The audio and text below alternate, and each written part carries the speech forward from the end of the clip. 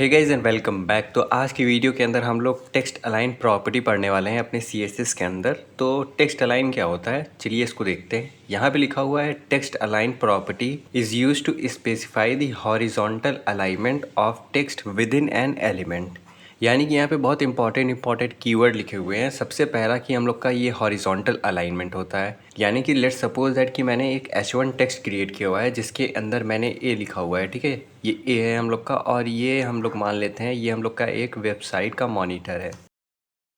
ये इतना बड़ा हम लोग का वेबसाइट है जिसके अंदर यहाँ पे एक ए हेडिंग हम लोग को दिख रहा है, ठीक। अब यहाँ पे जो हम लोग टेक्स्ट अलाइन प्रॉपर्टी का यूज़ करेंगे, इसकी हेल्प से हम लोग अपने इस ए को हॉरिजॉन्टली अलाइन कर पाएंगे, यानी कि कुछ इस डायरेक्शन में, न कि वर्टिकल, ठीक।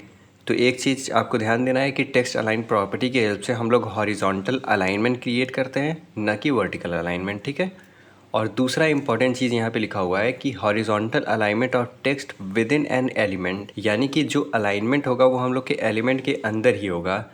एग्जाम्पल के लिए जब हम लोग अपने H1 को हेडिंग को क्रिएट करते थे तो हेडिंग क्या करता था, हम लोग की वेबसाइट की पूरी विथ ले लेता था। इसके ऊपर हम लोगों ने ऑलरेडी बहुत डिस्कस कर रखा है। तो अब क्या होगा, जब हम लोग का H1 यहाँ से यहाँ तक का पूरा विथ ले चुका है, तो जो इसके अंदर टेक्स्ट होगा वो अलाइनमेंट इस विथ की बेसिस पे होगा। यानी कि इस टेक्स्ट को हम लोग यहाँ से यहाँ कर सकते हैं, यहाँ से यहाँ कर सकते हैं, बट अपने ये जो हम लोग का H1 का विथ है इसके बाहर हम लोग नहीं जा सकते हैं। सेम एज अगर हम लोग के पास कोई पैराग्राफ क्रिएटेड होता तो उसके साथ भी ऐसा होता। तो यहाँ पे अभी थोड़ा सा कन्फ्यूज़न होगा आपको, लेकिन जैसे ही हम लोग इसको कोड में करेंगे ये बहुत बेटर समझ में आने वाला है। तो चलिए कोड में करते हैं इसको। तो यहाँ पे मेरे पास ऑलरेडी एक वेबसाइट क्रिएटेड है जिसको हम लोगों ने अपने पिछले वीडियो के अंदर क्रिएट किया था। तो मैं क्या करता हूँ, मैं कुछ टाइम के लिए यहाँ से ये सारी प्रॉपर्टीज़ को कमेंट आउट करता हूँ, ठीक है। अब मैंने इसको कमेंट कर दिया। अब मैं क्या करता हूँ, मैं यहाँ पे आकर के सेव करता हूँ और यहाँ पे सबसे नीचे आकर के सबसे पहले एक H1 क्रिएट करता हूँ। एक H1 क्रिएट करते हैं और इसके अंदर मैं लिख देता हूँ वेलकम, ठीक। सेव करते हैं इसको। तो ये आ गया हम लोग का वेलकम टेक्स्ट यहाँ पे। अब हम लोग को क्या करना है, हम लोग को टेक्स्ट अलाइन प्रॉपर्टी देखना है। तो उसके लिए हम लोग को CSS के अंदर आना होगा। तो CSS यहाँ पे मेरा ऑलरेडी लिंक है, तो मैं अपने CSS के अंदर आऊँगा। और पिछली बार हम लोगों ने अपने CSS के अंदर फंड फैमिली प्रॉपर्टी देखा था, तो हम लोग का फंड यहाँ पे थोड़ा डिफरेंट दिखेगा, ठीक। अब मैं क्या करूँगा, H1 के अंदर सबसे पहले टेक्स्ट अलाइन लिखूँगा, text dash align.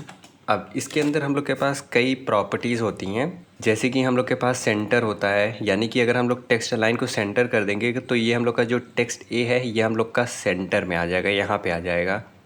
Same as हम लोग के पास लेफ़्ट होता है, तो ये हम लोग का ऑलरेडी लेफ़्ट में ही अलाइन होता है टेक्स्ट। और जो लेफ़्ट होता है उसको हम लोग स्टार्ट भी लिख सकते हैं। उसके बाद हम लोग का राइट प्रॉपर्टी होता है। अगर राइट लिख देंगे तो ये ए हम लोग का यहाँ पे आ जाएगा, यानी कि एकदम एंड में आ जाएगा। उसके बाद हम लोग का जस्टिफाई होता है। ये सेंटर 2 टाइम्स आ गया है। जस्टिफाई हम लोग का थोड़ा सा डिफरेंट होता है, तो उसको हम लोग कोड में करेंगे तब ज़्यादा बेटर समझ में आएगा, ठीक। तो यहाँ पे क्या करते हैं, लेट्स सपोज दैट कि ये मेरा जो टेक्स्ट अलाइन प्रॉपर्टी है, मैं सबसे पहले इसको सेंटर करता हूँ। तो यहाँ पे मैं सेंटर लिखता हूँ, सेव करते हैं। तो ये देखिए, ये हम लोग का जो टेक्स्ट है ये हम लोग के सेंटर में आ गया। अब मैं क्या करता हूँ, मैं इसको राइट करता हूँ, सेव करते हैं। तो ये हम लोग के एकदम लास्ट में आ गया, ठीक। और लेट्स सपोज दैट मैं सेम चीज़ अपने पैराग्राफ टैग के साथ करना चाहता हूँ। तो मैं क्या करता हूँ, यहाँ पे एक पी टैग क्रिएट करता हूँ, इसके अंदर माई पैरा लिख देता हूँ, ठीक। सेव करते हैं इसको। माई पैरा यहाँ पे आ गया। इसके साथ भी हम लोग कर सकते हैं चेंजेस। तो ये रहा हम लोग का पी टैग। तो यहाँ पे हम लोग टेक्स्ट डैश अलाइन लिखेंगे। लेट्स सपोज दैट मैं इसको सेंटर में करना चाहता हूँ, तो मैंने सेंटर लिख दिया, ये सेंटर में आ गया। अब मैंने कुछ देर पहले एक कीवर्ड लिखा था जिसके अंदर लिखा था कि ये जो टेक्स्ट अलाइन प्रॉपर्टी होता है ये हम लोग के विद इन एलिमेंट के अंदर वर्क करता है।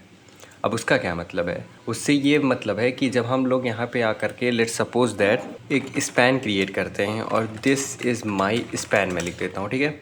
सेव करते हैं इसको। तो ये हम लोग का स्पैन भी आ गया है यहाँ पे। अब मैं क्या करता हूँ, मैं अपने स्पैन के ऊपर ज़रा टेक्स्ट लाइन प्रॉपर्टी लगा करके देखता हूँ। तो मैं क्या करूँगा, यहाँ पे स्पैन को सेलेक्ट करूँगा और यहाँ पे टेक्स्ट डैश अलाइन प्रॉपर्टी लिखूँगा, और मैं इसको लेट्स सपोज दैट इसको भी मैं सेंटर करता हूँ, ठीक। सेव करते हैं, अगेन सेव करते हैं। मैं सेव कर रहा हूँ लेकिन ये हम लोग का स्पैन सेंटर में क्यों नहीं जा रहा है। चलिए इसको एंड कर देते हैं, एंड करते हैं, सेव करते हैं इसको। ये एंड भी नहीं जा रहा है। एंड का मतलब हम लोग का ये राइट में जाएगा। तो चलिए मैं इसको राइट भी कर देता हूँ, राइट कर दिया मैंने, राइट में भी नहीं जा रहा है। चलिए इसको इंस्पेक्ट करके देखते हैं क्या प्रॉपर्टी वाकई में लगी हुई है। तो यहाँ पे मैं अपने बॉडी के अंदर आता हूँ।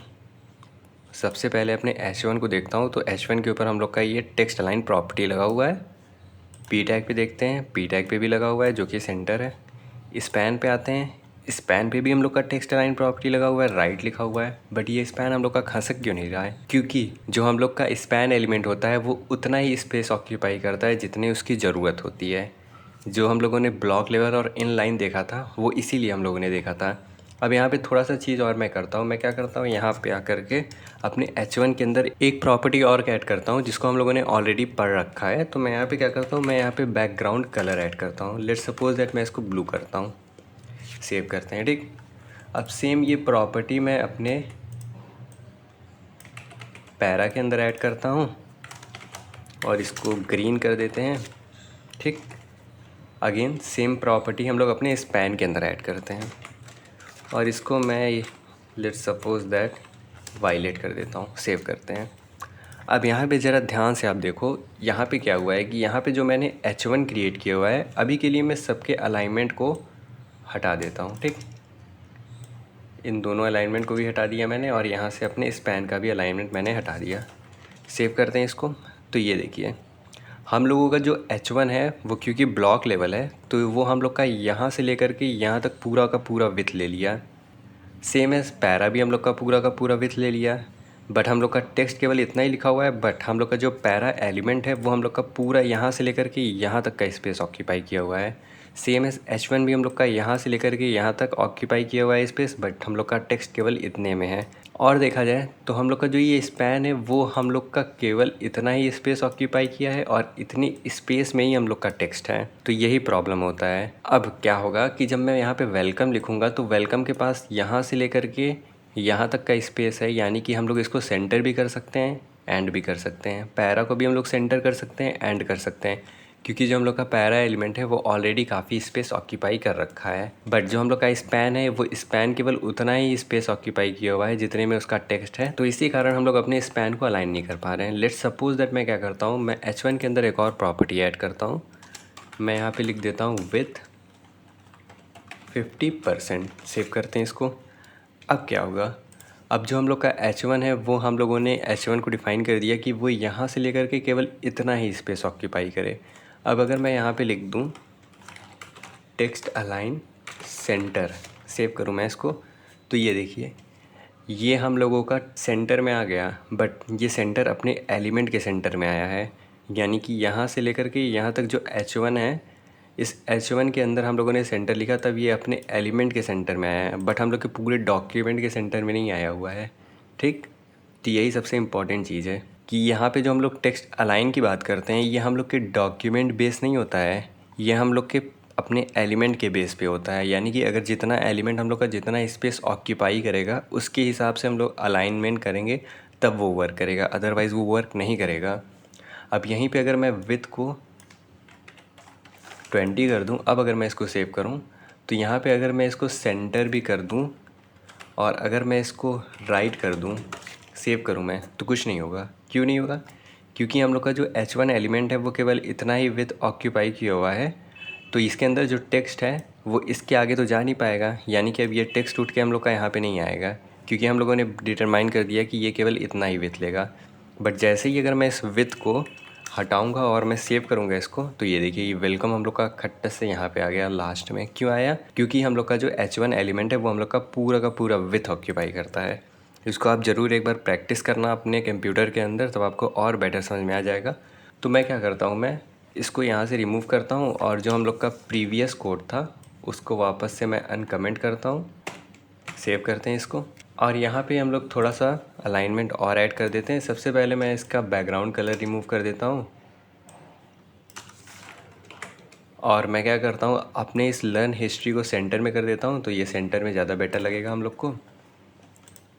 और साथ ही साथ जो हम लोग का ये H2 है इसको भी मैं सेंटर में कर देता हूँ। इसने स्पैन को भी रिमूव कर देते हैं। यहाँ पे H2 है, H2 के अंदर भी हम लोग टेक्स्ट अलाइन ऐड करते हैं, सेंटर। सेव करते हैं इसको, ये सेंटर में आ गया। तो अब हम लोग का वेबसाइट देखने में और बेटर लग रहा है। तो होपफुली आपको समझ में आ गया हो। अगर आपको कोई डाउट हो तो आप कमेंट सेक्शन के अंदर पूछ सकते हैं। तब तक के लिए इस चैनल को सब्सक्राइब करना ना भूलें। Thanks for watching.